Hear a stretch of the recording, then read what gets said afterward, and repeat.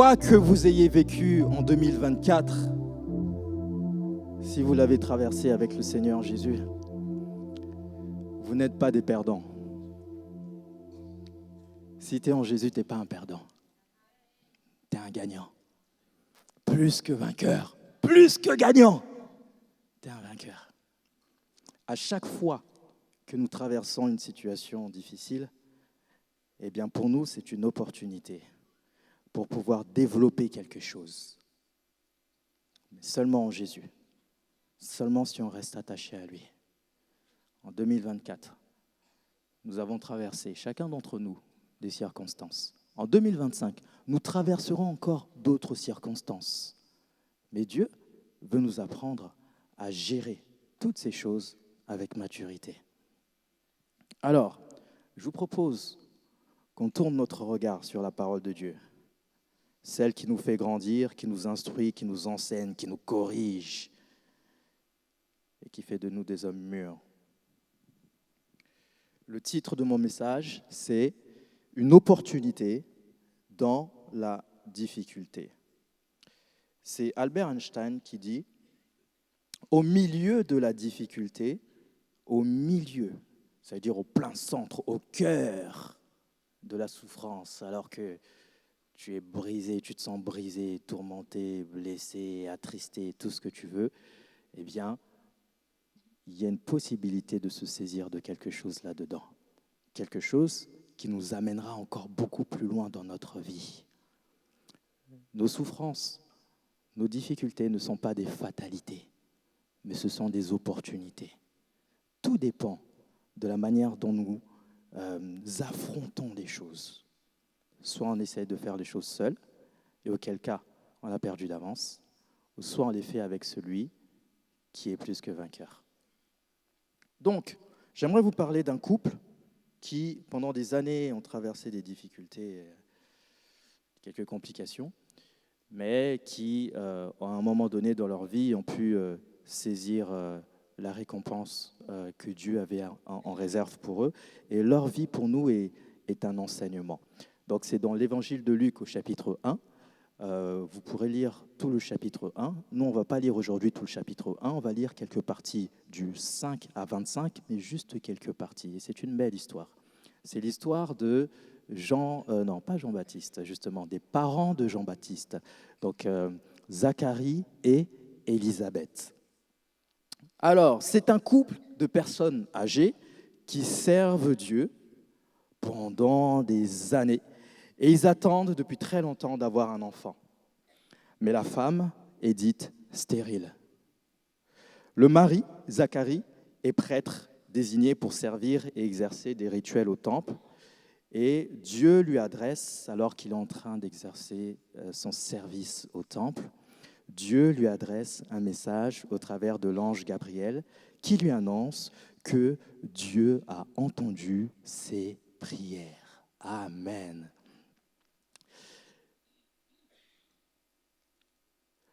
Ils vont avoir un enfant, et cet enfant s'appelle Jean-Baptiste. Et Jean-Baptiste, c'est le dernier prophète de l'Ancienne Alliance. Vous savez, Dieu a parlé au travers de ses prophètes, remplis de l'Esprit, et au travers d'autres hommes et d'autres femmes qui ont écrit et qui nous ont laissé donc les Écritures, la parole de Dieu. Et dans l'Ancienne Alliance, Jean-Baptiste est ce dernier prophète à qui Dieu parle afin de pouvoir ouvrir le cœur du peuple de Dieu pour recevoir le Sauveur de l'humanité, Jésus-Christ. Waouh!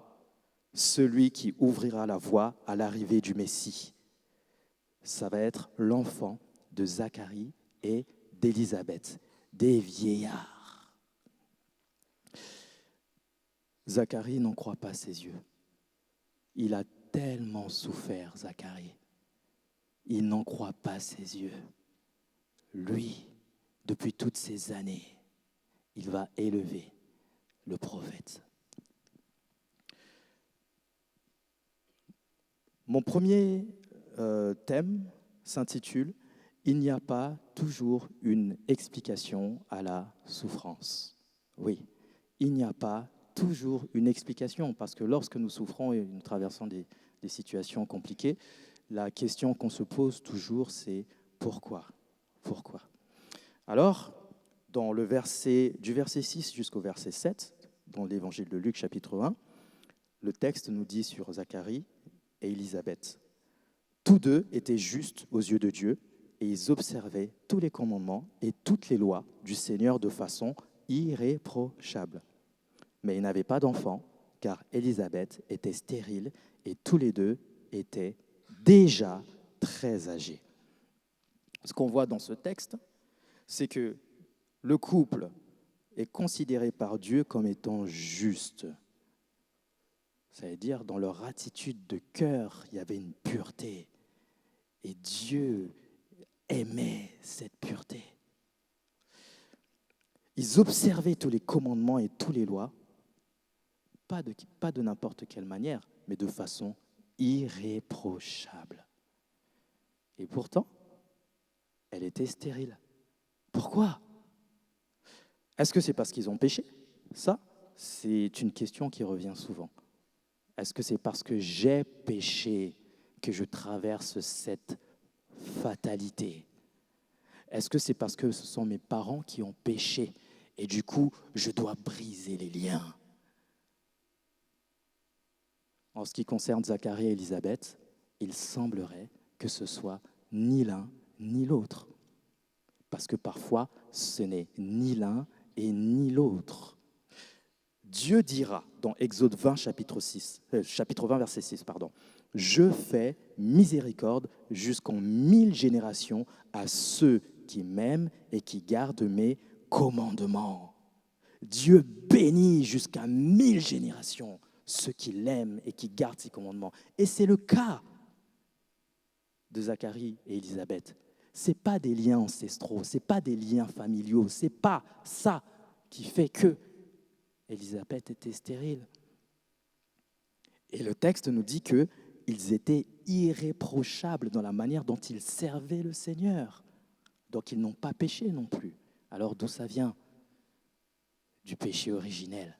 Depuis le temps où Adam s'est rebellé contre Dieu, a voulu gérer les choses à sa manière et devenir le maître de sa vie, il a légué à l'humanité cette nature de rebelle. Et cette nature de rebelle, l'orgueil, l'incrédulité, a eu un impact sur le monde, sur la création, sur la vie. À partir du moment où nous sommes dans ce monde, eh bien, nous serons victimes de souffrances, de difficultés, d'épreuves, parce que nous vivons dans ce monde. Mais la bonne nouvelle, c'est qu'un jour, ce monde sera détruit. Mais que nous, si toutefois nous avons accepté Jésus comme Seigneur et Sauveur, nous serons dans ce monde recréé que lui va créer de nouveau. Et il n'y aura plus de souffrance, plus de douleur, plus de tristesse, plus de regrets et toutes ces choses-là. Mais ça, c'est seulement si nous acceptons de vivre avec Jésus, d'être réconciliés avec Jésus. Autrement, cette souffrance, cette peine continuera de ce monde jusque pour l'éternité, si je ne l'accepte pas comme Seigneur et Sauveur. Alors, ce péché qui a impacté, qui a cassé, qui a détruit le monde, a des répercussions aussi dans ma vie. Et oui,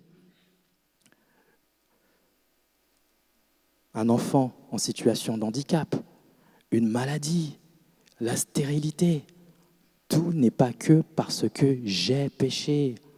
Il faut sortir de cette culpabilité.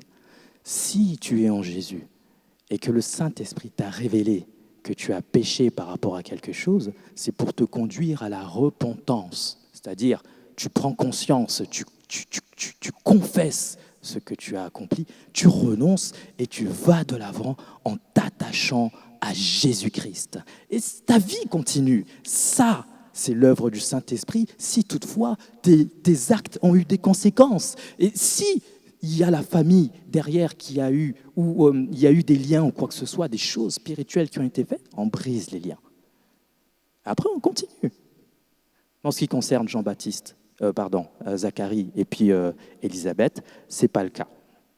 Parfois, on a d'autres fausses croyances. On imagine que parce que je sers le Seigneur, parce que mon service produit du fruit, parce que j'accomplis des performances pour Dieu, je me lève à 3 heures du matin et je prie pendant 5 heures avant d'aller bosser.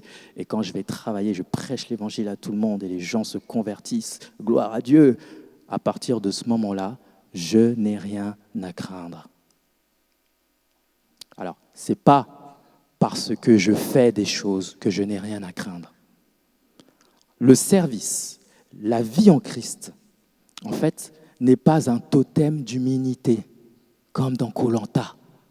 Ce n'est pas parce que je sers le Seigneur, ce n'est pas parce que je suis enfant de Dieu que je ne vivrai pas d'épreuves. Et certaines personnes, lorsqu'ils pensent ça,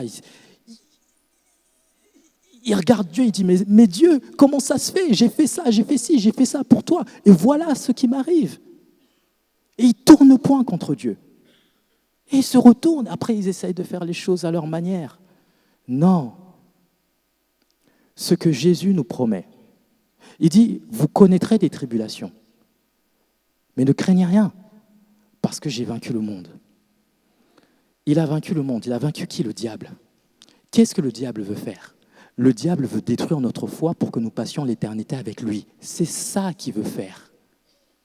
Et ce que Jésus dit, c'est que tant que je suis avec vous, vous ne craignez rien pour votre foi, pour votre identité, pour votre éternité.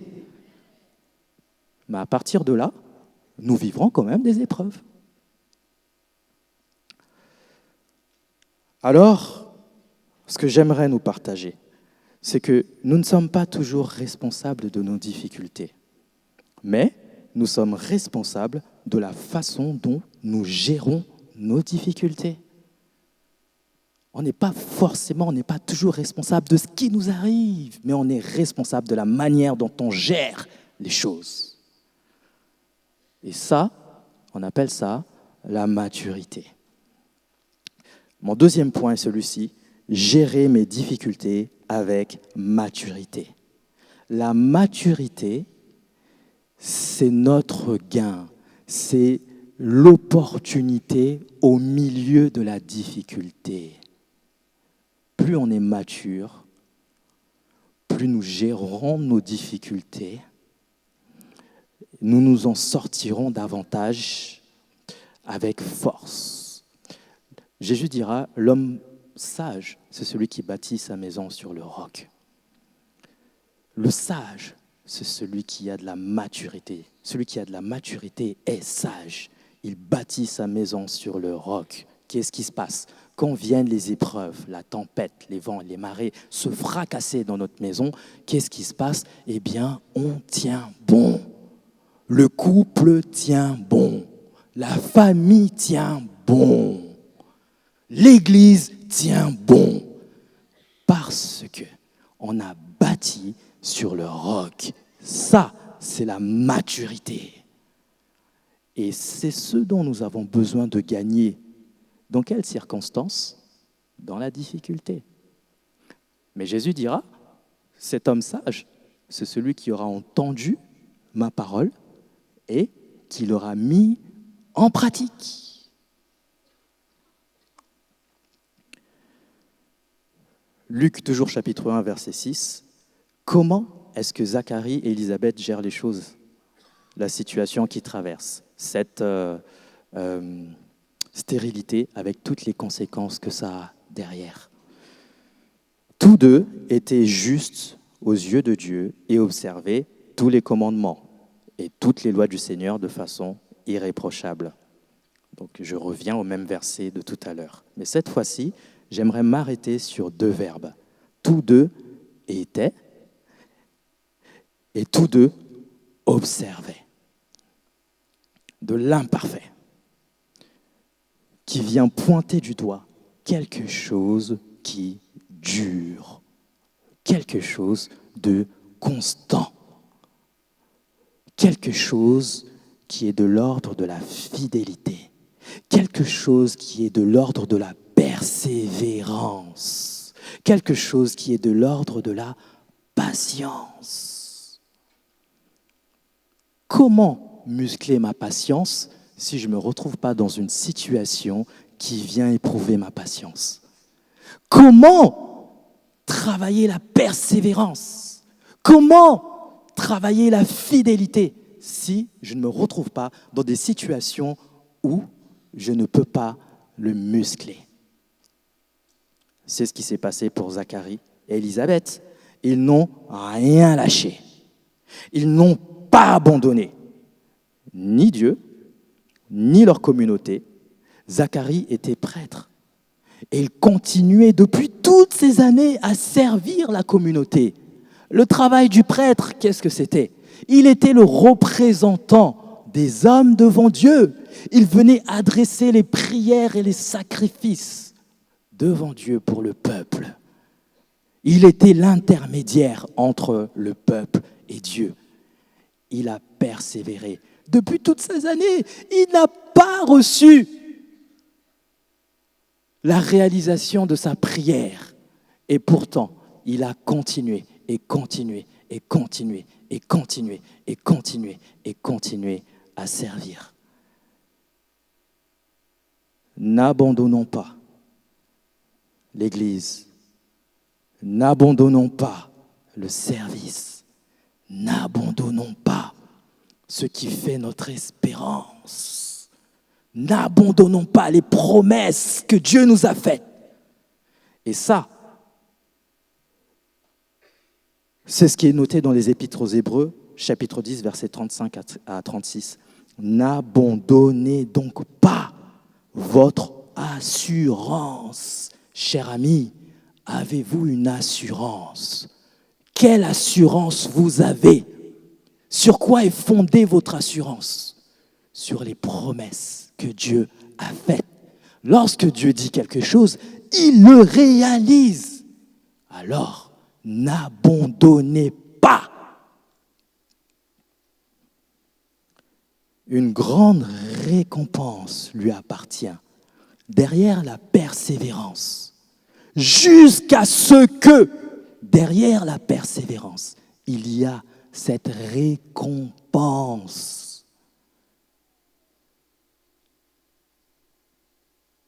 N'est-ce pas une bonne nouvelle? Car il faut de la persévérance afin que, après avoir accompli la volonté de Dieu, vous obteniez ce qu'il a promis.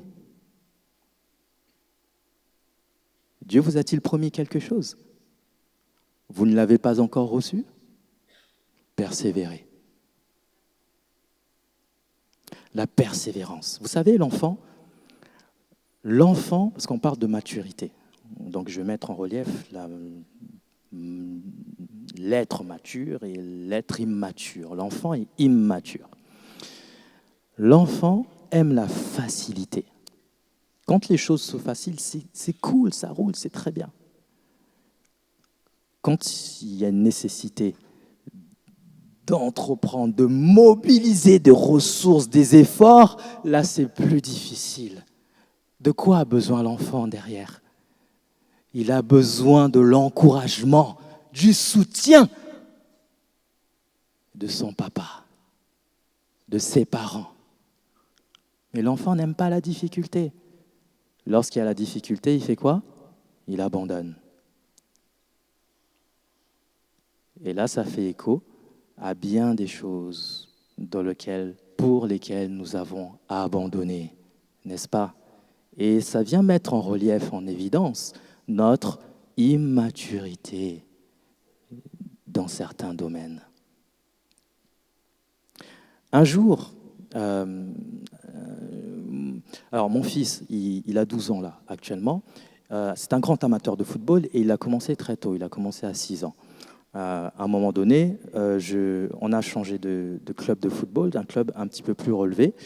Et dans ce club de foot-là, il avait à peu près 9 ans, ils ont décelé en lui un potentiel, un gros potentiel pour être gardien de but.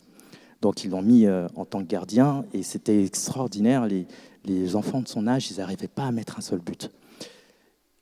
Mais comme c'était trop facile pour lui, et comme du coup, quand c'est trop facile, il ne progresse pas, ils ont décidé de relever le niveau en lui faisant sauter des classes au football. Donc il a sauté des classes et il s'est retrouvé avec des enfants beaucoup plus âgés et beaucoup plus costauds et beaucoup plus mûrs dans leur corps. Lui, il avait à peu près la même taille qu'eux, mais il était beaucoup plus chétif. Et le problème, c'est quoi? C'est qu'il arrive dans une équipe, il ne connaît pas les gens. Eux, ils ont déjà des liens qui se sont créés. Il faut qu'il se fasse sa place.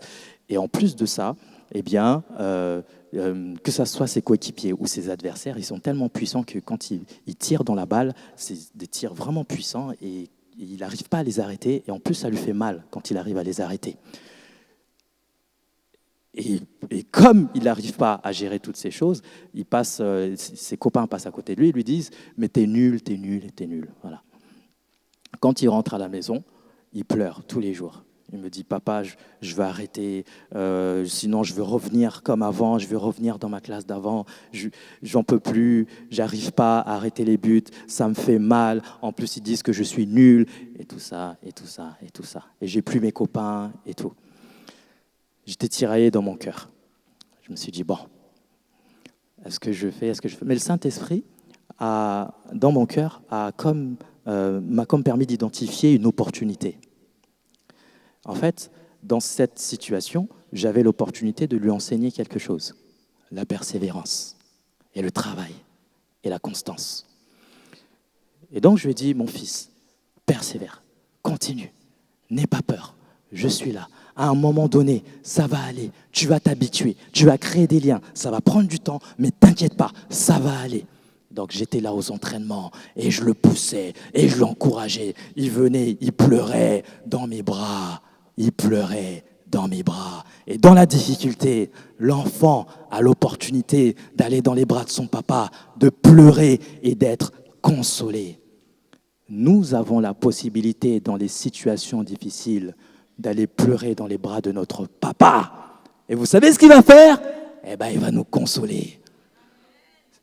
Ça, c'est l'expérience dans cette relation avec Dieu. On doit vivre les choses avec Dieu. Notre Dieu n'est pas un Dieu de théorie ou de philosophie. Béni soit Dieu, le Père de notre Seigneur Jésus-Christ, qui nous console de toutes nos afflictions pour que nous, à notre tour, nous soyons des moyens par lesquels d'autres sont consolés. Mais pourquoi? Parce que je l'ai vécu. Et à un moment donné, mon fils a remporté des tournois, il est devenu gardien titulaire de l'équipe. Et puis il a remporté des titres personnels, meilleur gardien de ceci, meilleur gardien de cela et tout le reste. Il était heureux. Et il me disait, merci papa. Et il y a un de ses copains, qui venait le voir et qui disait, mais Isaac, je ne comprends pas. Comment ça se fait que toi, tu arrives à faire ci, tu arrives à faire ça, comme les autres et tout. Et puis moi, ça fait des années, et puis j'y arrive toujours pas. Et puis je suis nul. À chaque fois, les autres se moquent de moi, et je suis toujours le dernier. Et patati et patata. Mon fils lui dit, mais non, t'inquiète pas, persévère. Si tu continues, à un moment donné, ça sera moins compliqué. Travaille, continue comme ça. Mais je suis nul. Non, t'es pas nul. Il me raconte ça. Et puis moi, je le regarde. Je lui dis, non, sérieux? En fait, quand je lui parle, il écoute. C'est vrai. Nos enfants, même s'ils font la tête de l'âne, ils reçoivent. Ils intègrent. Alors, persévérons dans la semence pour nos enfants. Persévérons. Et à un moment donné, il me dit, franchement, papa, je crois que son papa ne lui a pas appris la persévérance. Ah là là. Vous savez, n'abandonnez pas. Il y a une notion de fidélité, il y a une notion de patience, il y a une notion de persévérance, il y a une notion de ne pas lâcher. Celui qui nous a montré l'exemple, c'est notre Seigneur Jésus. Il a été jusqu'au bout, il n'a rien lâché. Jusqu'au bout. Quelles que soient les souffrances qu'il s'est pris, quels que soient les fouets, quelles que soient les injures, quel que soit le rejet, l'abandon, la trahison, l'humiliation, quel que soit, il a été jusqu'au bout, à la croix. Et derrière ça, il a remporté la victoire puisqu'il est ressuscité. Alors, quoi que nous ayons pu perdre, Dieu donne la vie. Il redonne vie. Il y a une récompense au bout de cette persévérance. N'ayons pas peur d'affronter la croix avec le Seigneur Jésus-Christ. N'ayons pas peur. Parce qu'il a été fidèle et qu'il est notre maître, nous sommes fidèles aussi. Vous savez, je nous encourage à persévérer dans l'enseignement pour nos enfants et tout le reste. Toute occasion est une possibilité de leur transmettre quelque chose. Néanmoins, le meilleur des enseignements, c'est notre propre exemple. Oui, nous recevons, nous prenons de ce que nous avons vu de nos parents. Qu'avez-vous vu de Jésus-Christ ? Qu'avez-vous vu de Jésus-Christ ? L'avez-vous intégré dans votre vie ? Jésus-Christ s'est fait homme et il nous a montré la voie à suivre. Nous sommes des hommes, nous pouvons vivre comme lui. Et il nous a laissé son esprit, le Saint-Esprit, qui vient façonner en nous la nature de Jésus-Christ. Tu n'es pas inconstant, ce n'est pas ton identité. Tu n'es pas procrastinateur, ce n'est pas ton identité. Tu n'es pas quelqu'un qui fuit devant les épreuves, les obstacles, les difficultés, les conflits. Tu ne fuis pas.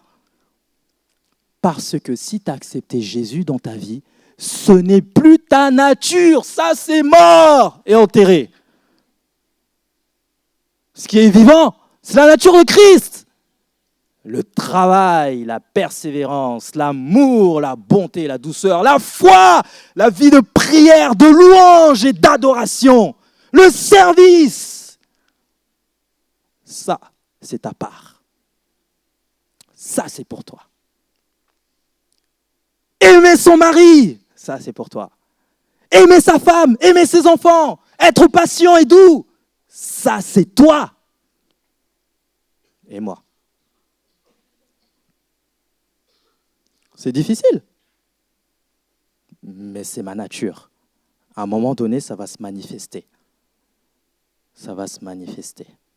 Si je cherche, si j'aspire à, tout dépend vers quoi sont tournés mes désirs.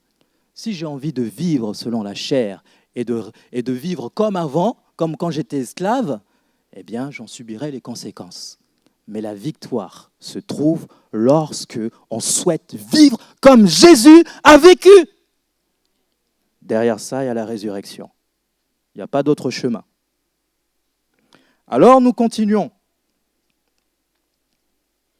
Jésus est fidèle, il n'abandonne pas, alors toi non plus n'abandonne pas. Ça, c'est la maturité. Dieu est venu offrir un cadeau à Zacharie et Élisabeth. Il est descendu du ciel et il n'était pas sur un traîneau. Et il n'avait pas des lutins avec lui. Mais il a envoyé un ange. Au travers de sa parole, il a adressé un message à Jean-Baptiste. Zacharie, j'ai entendu tes prières. J'ai entendu tes prières. J'ai entendu tes prières. Joyeux Noël! Quel est le cadeau de Zacharie et Élisabeth? Dites-le moi. L'enfant. Comment s'appelle-t-il cet enfant? Pardon Seigneur, je les ai induits en erreur. Non, c'est pas ça le cadeau de Jean-Baptiste. Le cadeau... Mais dites-moi quand je me trompe. Le cadeau de Zacharie commence par un J. Aussi, mais ce n'est pas Jean-Baptiste. Amen. C'est Jésus. Vous savez pourquoi? Parce que Jean-Baptiste, il est le fruit d'une prophétie. D'accord? Une prophétie qui a été dite, annoncée par Dieu. Il y aurait un homme qui devait crier dans le désert, ouvrir la voie au Messie, l'arrivée du Messie.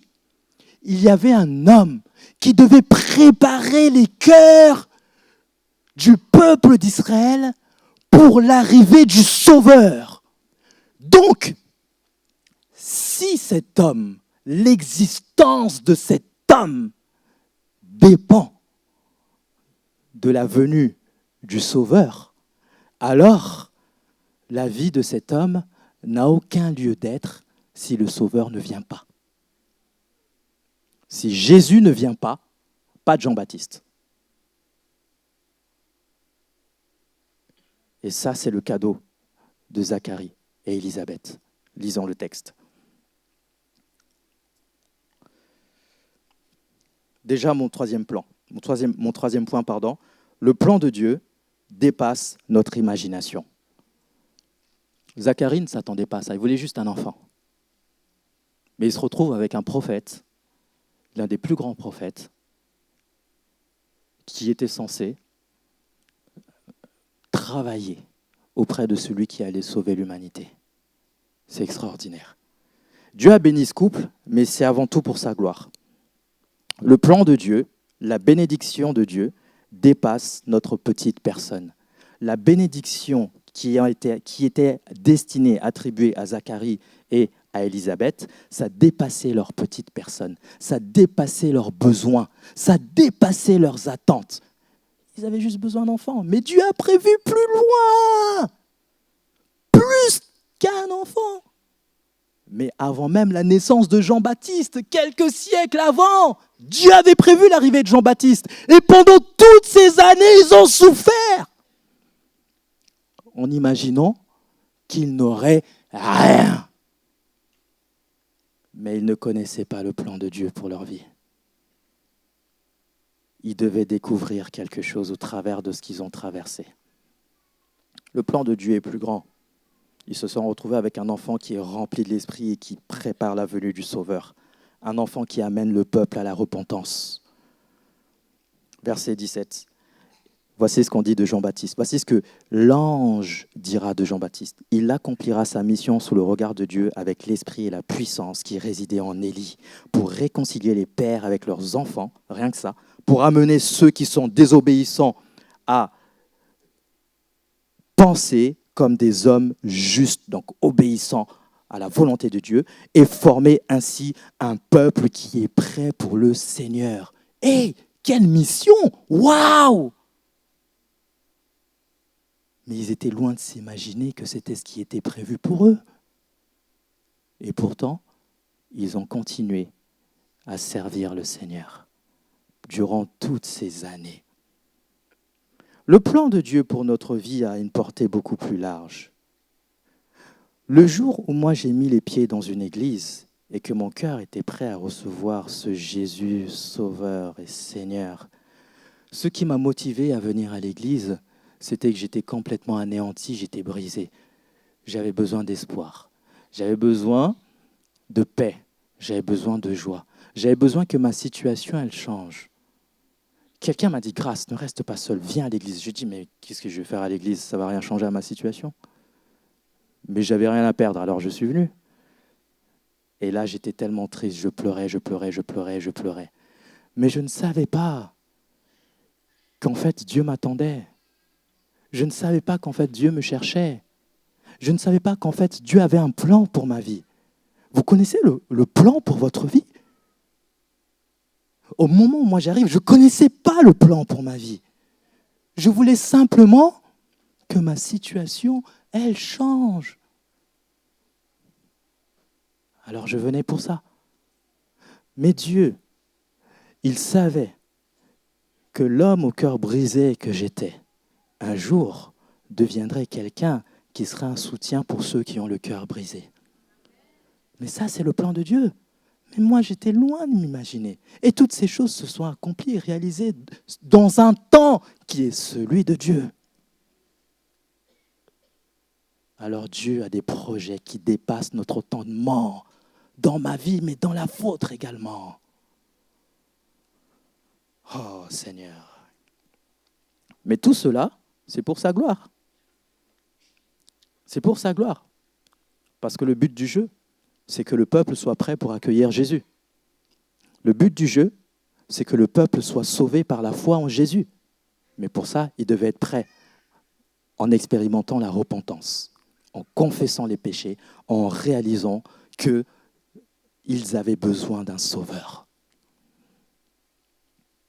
Pour la gloire de Dieu. Zacharie et Élisabeth ont eu un bébé pour la gloire de Dieu. Quoi que tu puisses avoir, que ce soit pour ton couple, que ce soit pour ton travail, que ce soit pour tes études, que ce soit pour ta santé, c'est pour la gloire de Dieu. Tout est pour la gloire de Dieu. Et la gloire de Dieu, elle est beau, elle est immense, elle est puissante, elle est glorieuse.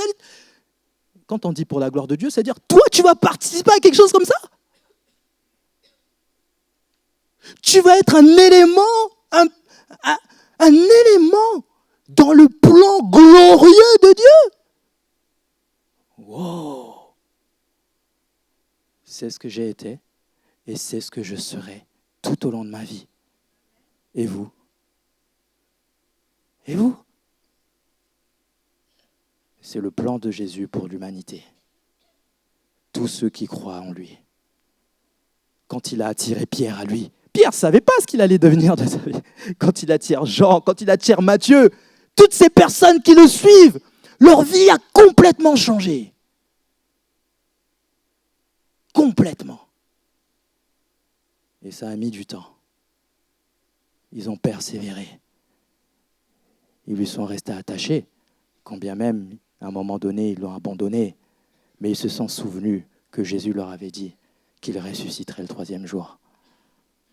En tout cas, certains d'entre eux s'en sont souvenus et ils ont amené avec eux tous ceux qui ont gardé leur confiance en cette promesse.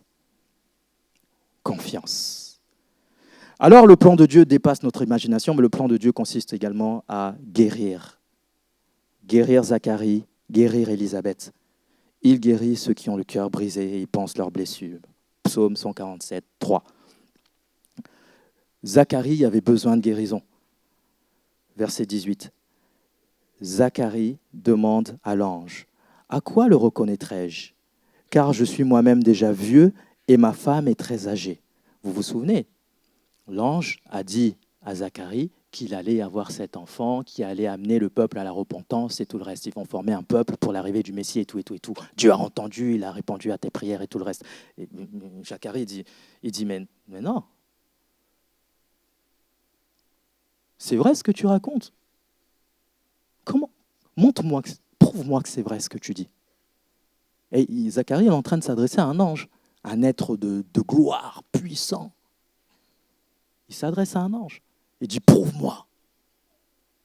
L'ange lui répond, je suis Gabriel.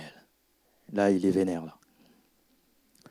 Je me tiens devant Dieu qui m'a envoyé pour te parler et t'annoncer cette nouvelle.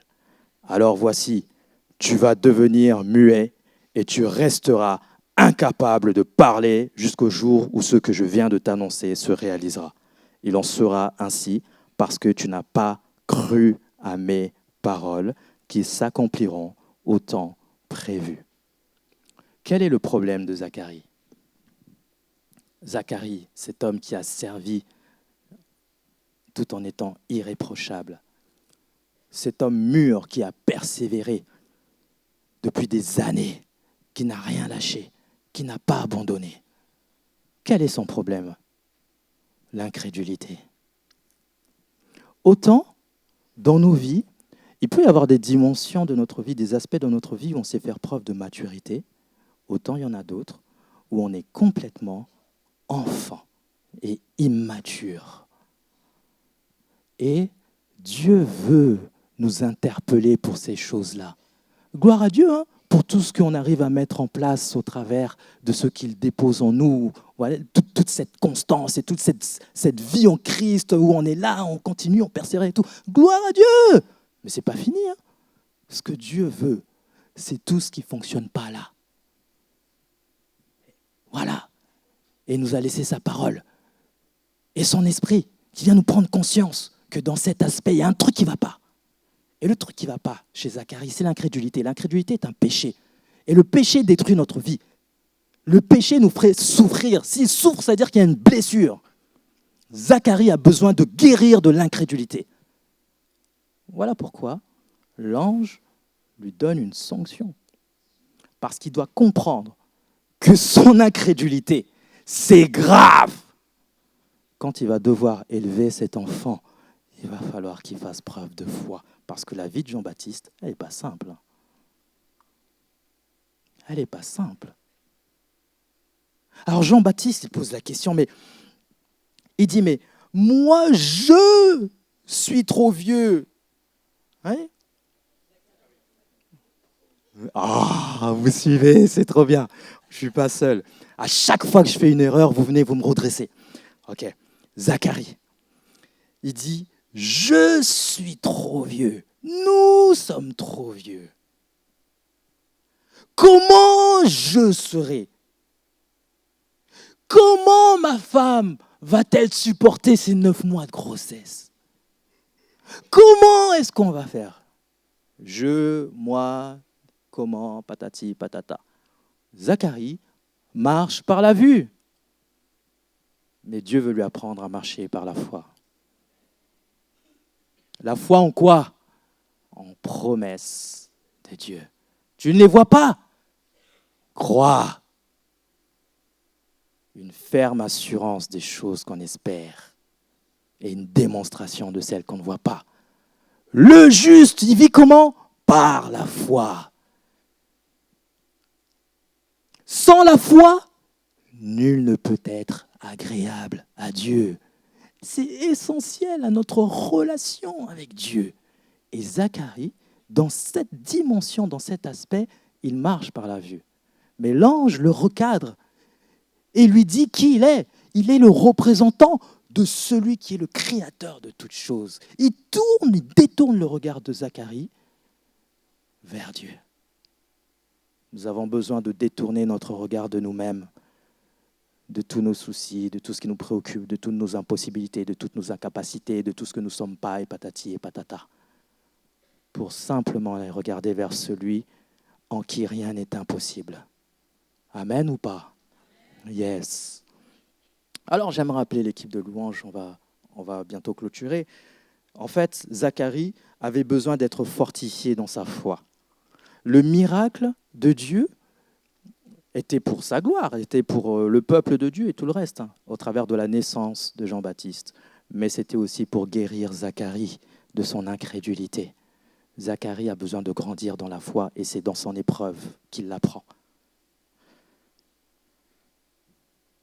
Mais Élisabeth aussi a besoin d'aide. Verset 24.